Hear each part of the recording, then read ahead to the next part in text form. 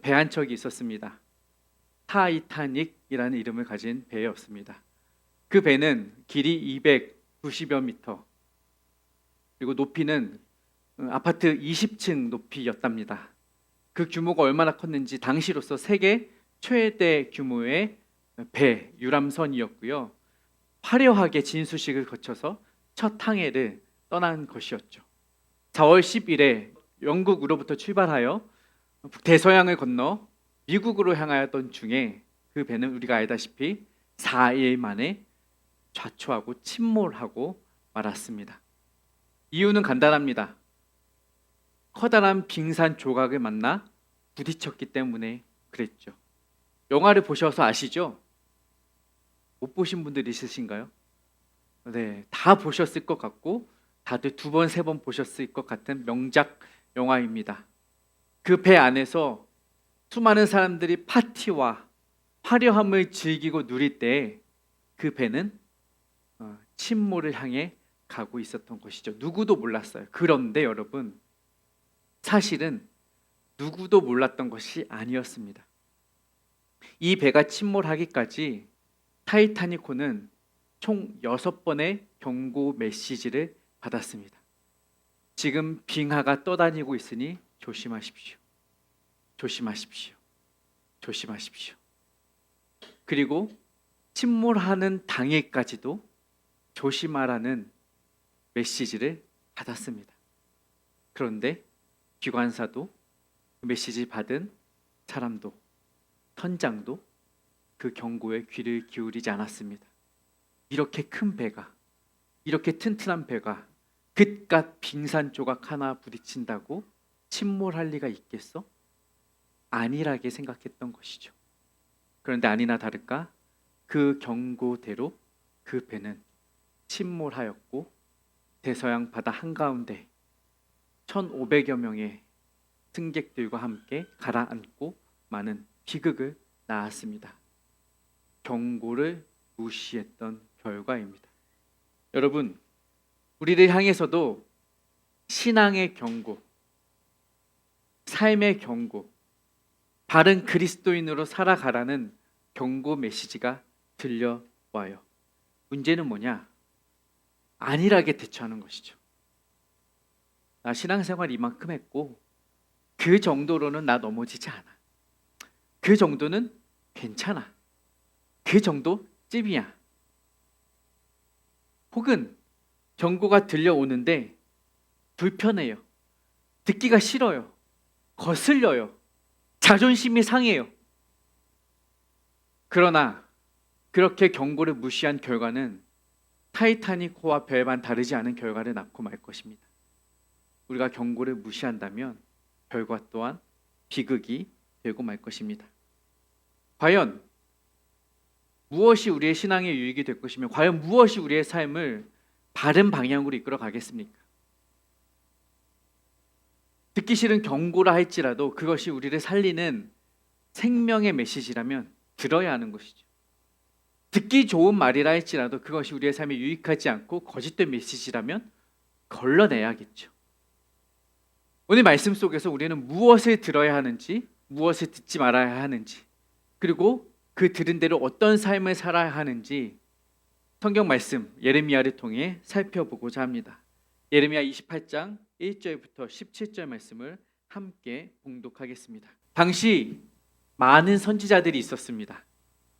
그리고 오늘 본문에는 그 많은 선지자들 중에 2명의 선지자가 등장을 합니다.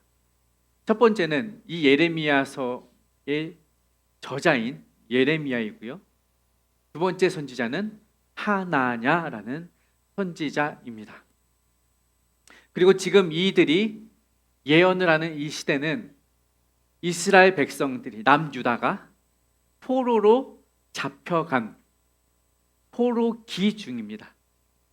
여러분, 우리 구약 파노라마 통해 보았죠? 이스라엘 백성들은 북이스라엘은 어떻게 돼요? 아수르에 의하여 흩어져 버리고 남유다 백성은 어떻게 됩니까? 바벨론에 포로로 끌려갑니다. 3번에 걸쳐서 포로로 끌려가고 이후 70년이 흘러 3번에 걸쳐서 귀환을 하죠. 오늘 본문은 1차 포로기 이후 2차 포로 직전에 쓰여진 말씀입니다. 그러니 많은 이들이 이미 포로로 잡혀갔고 포로기 중에 있는 이들은 가히 고통스러운 포로 생활을 하고 있었을 것입니다. 그때 하나냐 선지자가 이들에게 말합니다. 너희들 포로로 잡혀갔는데 걱정하지 마. 하나님이 뭐라고 말씀하시냐면 11절 말씀입니다. 11절 시작.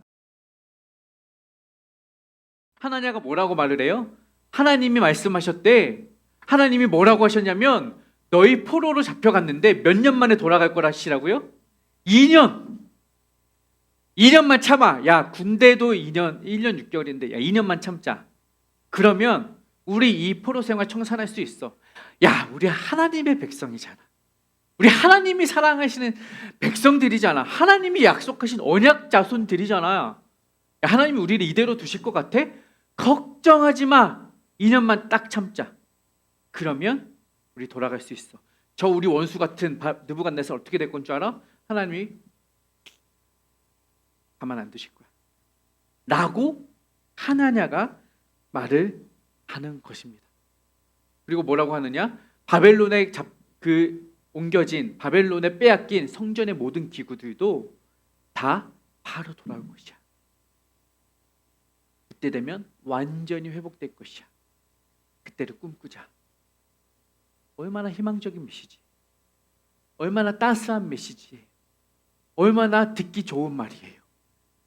그들에게 있어서 2년만 참으면 돼. 그래, 2년만 참자. 우리 자식들 다시 돌아갈 수 있어. 야, 옛날에 누가 70년이라 그랬는데 70년이면 나도 죽고 우리 자식들도 죽고 다 죽고, 야, 그거 안 될 줄 알았는데 2년이면 해볼 만해. 으쌰. 백성들의 마음에 허황된 희망을 심어주는 것이죠. 하나님의 계획과 다른 이야기를 하는 것이죠. 하나님의 심판에 반대되는 예언을 하는 것입니다. 옛날에 이런 노래 있었잖아요.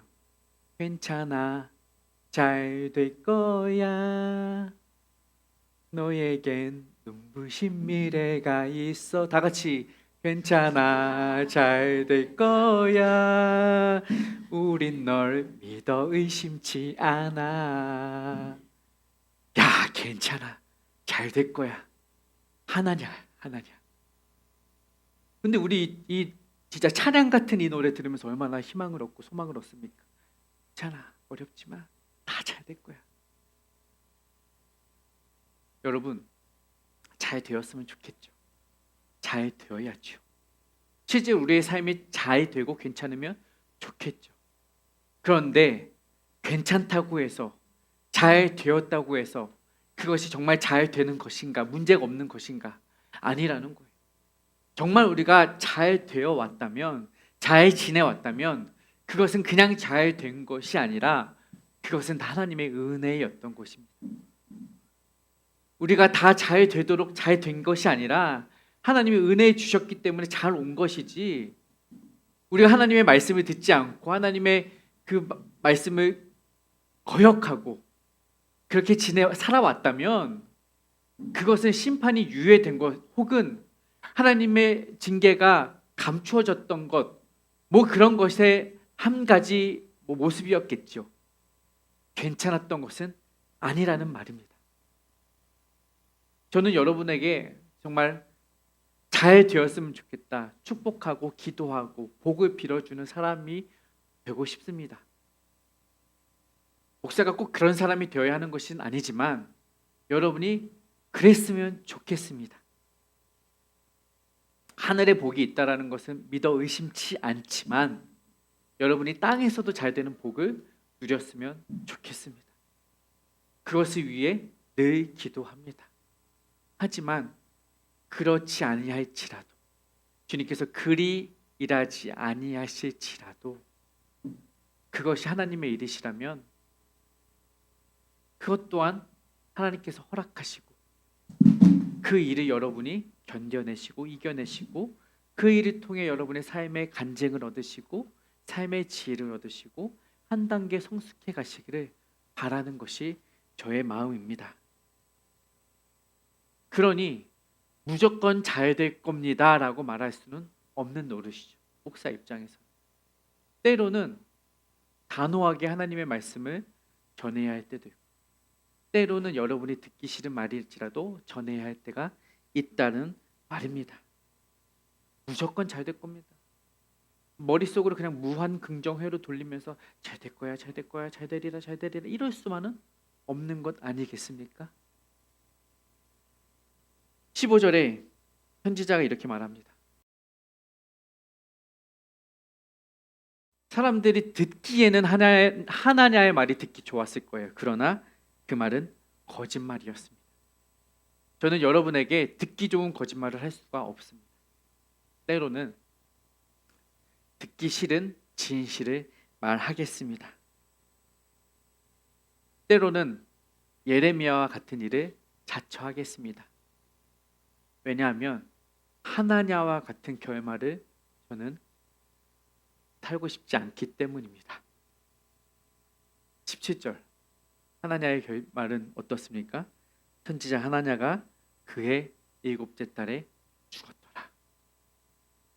바른 메시지를 선포하지 않은 이를 향해 하나님은 심판하시는 거예요. 하나님의 말씀대로 살지 않은 이들도 징계하시지만 하나님의 말씀을 바로 전하지 않은 이들에게도 하나님은 징계하신다는 것입니다.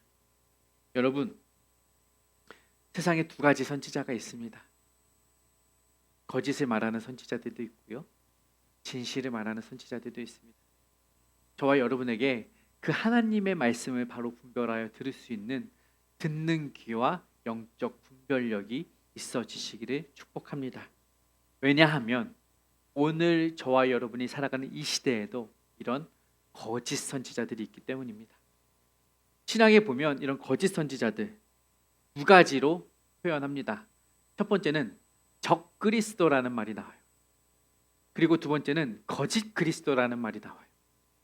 이 두 가지 다 우리에게 거짓을 전하는 자들이, 가짜를 말하는 선지자들이에요.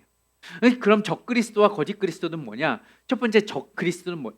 쉽게 말해서 그리스도를 부정하고 부인하는 사람들이에요. 그리스도의 어떠함, 뭐 신성이 되었든, 그리스도의 인성이 되었든, 그리스도의 하나님 되심이 되었든, 그리스도의 구세주 되었든, 그리스도 자체의 사역과 인성과 성품과 속성을 부인하는 자들이 적그리스도입니다. 두 번째, 거짓 그리스도도 있어요. 거짓 그리스도 쉽게 말하면 가짜 그리스도예요. 가짜 그리스도. 뭐냐? 자기가 그리스도라고 주장하는 이들도 많죠. 요즘 이단들 많죠. 내가 그리스도야, 내가 하나님이야, 내가 뭐 하나님의 엄마야, 이런 사람들. 거짓 그리스도. 이 세상에 그러한 적그리스도와 거짓 그리스도가 판치고 있고요. 사실은 이것이 이단뿐만이 아니라 우리의 삶에, 우리의 신앙에도 스물스물 들어와요.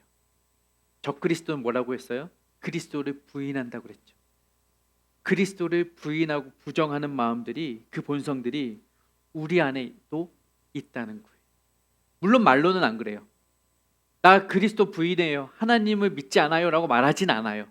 그런데 우리가 그리스도인으로서의 삶을 보면, 그리스도인은 뭐예요? 그리스도가 우리 안에 내주하여 살아가시는 사람들 아닙니까? 저와 여러분? 그러면 그리스도인답게 그리스도가 살아가셨던 모습 그대로 살아가야 하는 것인데, 그리스도답게 예수님을 따라서 예수님의 성품대로, 예수님의 사역대로 살아가지 않는 이들, 예수님을 부인하고 부정하는 이들이 우리 안에도 있다는 것이죠. 적 그리스도와 같은 모습이, 내 안에 그리스도가 없는 삶. 거짓 그리스도, 가짜 그리스도도 우리 안에 스물스물 들어와요. 거짓 그리스도 뭐라고 했어요? 자기가 그리스도라고 말하는 사람들. 우리도 누구도 내가 그리스도야, 내가 하나님이야 라고 말하는 사람이 이 중에 없죠. 저도 그렇게 말하지 않아요. 그런데 우리 안에 그런 본성이 있어요. 내가 신이 되고 싶은, 내가 하나님의 자리에 서고 싶은, 내가 높아지고 싶은 마음들이 거짓 그리스도죠. 하나님이 하나님이셔야 되고 그리스도가 그리스도이셔야 하는데 내가 그 자리를 차지하고 싶은 거야. 그러니까 여러분 그 시대에만 하나냐가 있었던 것이 아니라 이 시대에도 하나냐가 있고 이 시대에도 자칫 잘못하면 우리가 하나냐로 변질될 수 있다는 거예요. 그 위험성과 경고를 우리가 들을 수 있어야 한다는 것입니다.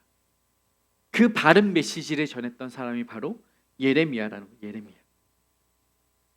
예레미야는 하나냐와 다른 메시지를 전해요. 물론 포로기에 있는 사람들 어떤 마음이에요? 하루빨리라도 이 포로 생활을 끝내고 고향으로 돌아가고 싶죠. 그래야 하죠. 그런데 예레미야는 그들의 그 마음은 잘 알아요. 너희들이 돌아가고 싶은 마음도 알아. 너희들이 빨리 고향에 가고 싶은 마음도 알지만 문제는 뭐야? 너희들이 하나님께 범죄했어. 그것은 부인할 수가 없어. 부정할 수가 없어. 그런데 하나님은 하나님께 범죄한 이들, 하나님의 말씀 어긴 자들을 심판하시겠다고 작정하셨어. 이미 이전부터 예고하시고 선포하셨잖아. 그런데 너희가 그 말을 듣지 않았어. 그럼 어떻게 돼? 하나님 말씀하신 대로 심판하실 수밖에, 징계하실 수밖에 없어. 이 말을 전하는 거죠. 불편하지만 힘들지만 사실을 전하는 거예요. 그런데 포로 중에 있는 백성들은 어떤 마음이에요? 하루빨리라도 여기서 나갈 마음. 더 안전한 곳에, 그곳에 있고 싶지 않은 바벨론에 대한 부정과 반감의 마음만 이들 마음에 싹 트는 것이죠. 여기는 우리가 있어야 할 곳이 아니야. 우리는 거룩한 땅이 있잖아. 하나님 약속하신 땅이 있잖아. 근데 우리가 지금 여기서 뭐 하는 거야? 이 이방인의 땅, 이 부정한 땅, 이 우상의 땅, 우린 여기 있을 사람들이 아니야. 이 마음만 갖고 있는 거죠. 그런 마음으로 70년을 살아야 한다면 그들이 여기에 붙잡혀 있는 그 고통보다 그 불편한 마음으로 살아가야 70년이 더 힘든 거예요. 여러분, 타이타닉 호가요, 침몰에 갈 때 구명 보트가 내려졌습니다. 물론 모자르긴 했지만 그래도 구명 보트 때문에 목숨을 부지한 사람들이 약 700명 정도 됩니다. 그런데 구명 보트가 있음에도 불구하고 구명 보트에 내려 타지 않은 사람들이 있었어요. 그 당시 세계 최고의 부호였던 사람도 이 타이타닉 호에 타고 있었는데 나는 구명 보트에 타지 않겠다고 말을 해요. 왜요? 나는 저런 나무 반대기로 만든 구명 보트에 타고 싶지 않아. 저기 타는 것보다 지금 이 세계 최대의 최고의 철갑으로 만든 타이타닉이 더 안전하지. 어떻게 저기 타가지고 대서양 한가운데서 살 수 있겠어? 저기는 내가 갈 곳이 아니야. 나는 여기 있을래. 두 번째 경고 메시지까지도 무시해버린 결과죠. 여러분, 우리는 자꾸 여기만 생각합니다. 이게 안전할 것 같고 이게 더 좋을 것 같고 이것이 나에게 맞는 것 같고, 그런데 불편해도 힘들어도 듣기 싫어도 가기 싫어도 보내진 곳에 가서 살아야죠. 그게 생명줄이면 타야죠. 올라가야죠. 구명보트가 아무리 하찮고 작고 불편하고 추워 보여도 올라타야 돼요. 바벨론의 포로로 사는 것도 마찬가지예요. 불편하고 막막하고 정도 안 들고 마음에도 안 들고 올라타기도 싫고, 이 사람들은 왜 저래? 저 사람들은 왜 저래? 여기는 왜 이렇게 불편해? 왜 이렇게 힘들어? 이것저것 불평하기 시작하면 가기가 싫은 거예요. 그런데 그러고 있으면 그 사람 죽는 거예요. 마음이 타들어가 죽는 거예요. 마음이 불편해 죽는 거예요. 여러분, 어떻게 해야 합니까? 우리에게 주시는 메시지는 무엇입니까? 우리를 진짜 생명의 길로 인도하시는 메시지는 무엇입니까? 예레미야는 그래서 그러한 사람들을 향해 29장에서 이렇게 말을 합니다. 세 가지 명령을 해요. 5절과 6절. 이것이 첫 번째예요. 따라하십시오. 일상을 살라. 일상을 살아가라는 거예요. 평범하게 살던 대로 살아가라는 거예요. 바벨론에서도 너희는 집 지어라.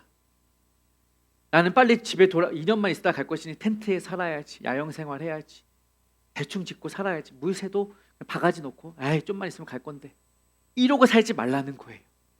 튼튼하게 집 짓고 거기 텃밭도 가꾸고 농작물도 캐서 먹고 결혼도 하고 자식도 낳아서 거기에서 너희의 삶을 살아내라는 거예요.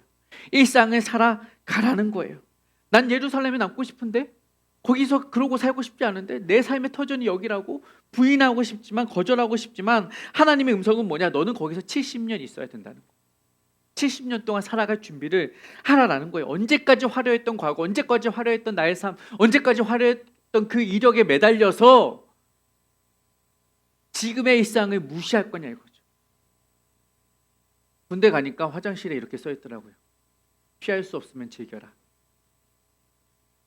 보셨어요? 어디든 써 있어요. 군대 화장실 가면 꼭 써요. 피할 수 없으면 즐겨라. 근데 그 밑에 명언이 적혀 있어요. 즐길 수 없으면 피하라. 이스라엘 백성들의 마음이죠. 나 여기서 못 즐길 것 같으니 피하고 싶은 마음. 나 여기 사는 게 내 삶의 터전이 아닌 것 같으니 피하고 싶은 마음. 아, 나는 지금 서울 강남에 있어야 될 사람 같은데 내가 지금 뭐 하고 있나? 아, 내가 대학은 좀 이렇게 스카이 정도 가야 될 것 같은데 내가 뭐 하고 있나? 아, 내가 직장에서 연봉 한 1억 정도 받아야 될 것 같은데 내가 여기서 뭐 하고 있나? 이런 생각하고 있으면 하루하루가 지옥이죠. 여러분, 그 언젠가 이루어질 그때만 바라보면서 괜찮아 잘 됐고 이것만 바라보지 마시고 하나님이 오늘 여기에서 허락하신 삶을 살아내십시오. Here and now. 여기에서 지금의 삶을 살아가는 거예요. 그래서 저는 여러분에게 자주 하는 말, 심겨진 곳에서 꽃을 피우라. 여러분, 심겨진 곳이 어디든 하나님이 그곳에 심어주셨으면 그곳에 뿌리를 내리시고 열매를 맺으시고 꽃을 피우는 삶을 살아내십시오. 불평불만만 하지 마시고 일상을 살아가시기를 바랍니다. 여러분의 삶의 터전에 텃밭이 일구어지고 꽃이 피어나고 또 눈이 퍼붓고 하겠지만 다시 한번 하나님이 주시는 봄을 맞이하시면서 그렇게 복된 일상을 누리시길 바랍니다. 두 번째 선지자가 주는 메시지는 뭐냐? 7절입니다. 것입니다. 나는 언젠가 떠날 것이지 나는 이곳과 상관없어. 나는 이곳을 위해 힘쓸 필요도 없고 이곳을 위해 기도할 필요도 없고 나는 거쳐가는 것이 뿐이야 라는 마음을 갖지 말고 그곳에 있는 이들을 위해 기도하라는 거예요. 그 땅을 위해 기도하라는 거예요. 그 땅을 위해 축복하라는 거예요. 받아들이고 인정하고 그곳에서 살아낼 지혜를 주시도록 그곳에서 귀한 만남을 이어갈 수 있도록 그곳에서 나의 삶의 경역이 나의 그 지경이 넓혀지도록 기도하라는 것이에요. 여러분, 그러므로 여러분 기도하는 삶을 사십시오. 기도하실 때 여러분이 살고 계신 그 땅을 위해 여러분이 만나는 그 사람들을 위해 여러분이 속해진 그 공동체를 위해 여러분이 다니시는 그 직장과 사업장을 위해 기도하는 거예요. 내가 밟는 땅을 그 이들 위해 늘 기도하시는 삶을 살아가시길 바랍니다.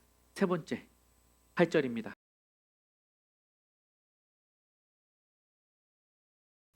세 번째 예레미야가 주는 메시지는 뭐냐? 허황된 미래에 현혹되지 말라. 허황된 것만 바라보면서 현혹된 삶 살지 말라는 것입니다. 가짜에 휘둘리지 말라는 거예요. 위패 감별사들 무슨 훈련을 하냐? 가짜 돈과 진짜 돈을 구별하는 훈련을 하죠. 그들은 보면 알아요. 몇 가지 만지는 거 뭐. 그런데 위패 감별사들이 훈련하는 방법은 간단합니다.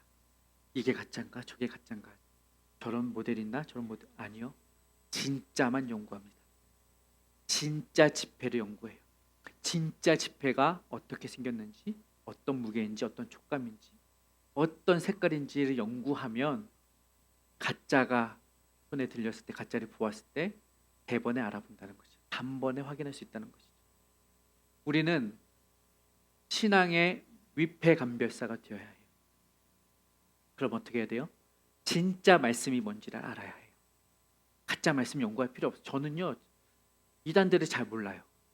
누가 이단이 저래서 어때요? 저래서 어때요? 뭐 이거 이렇게 말하는데 어때요? 저는 잘 몰라요. 저는 이단 연구를 좀 덜 했어요. 저는 그냥 진짜를 연구하기로 작정. 여러분, 세상에 허황된 소리들이 우리를 미혹합니다. 현혹되지 않으려면 어떻게 해야 돼요? 진짜를 보십시오. 진짜 말씀을 읽고 진짜 말씀을 묵상하시고 진짜 말씀대로 살아가시다 보면 그것이 내 삶에 인이 박혀 있으면 가짜가 왔을 때 불편한 거죠. 가짜가 왔을 때 티가 나는 거죠. 가짜가 왔을 때 피부로 느껴요.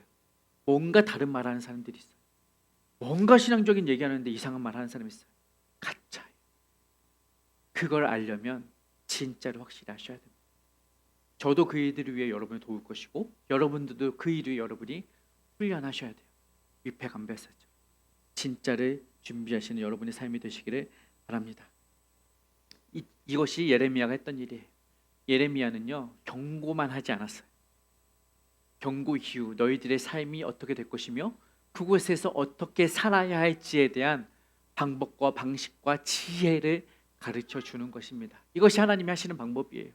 우리를 징계하시지만 징계 가운데 내버려 두지 아니하시고 다시금 회복하여 어떻게 사는 것이 하나님이 기뻐하시는 삶인지를 가르쳐 주시고 인도해 주신다는 사실을 바라고 믿으시며 그러한 삶을 경고에도 귀를 기울이실 수 있는 삶을 살아가시기를 바랍니다.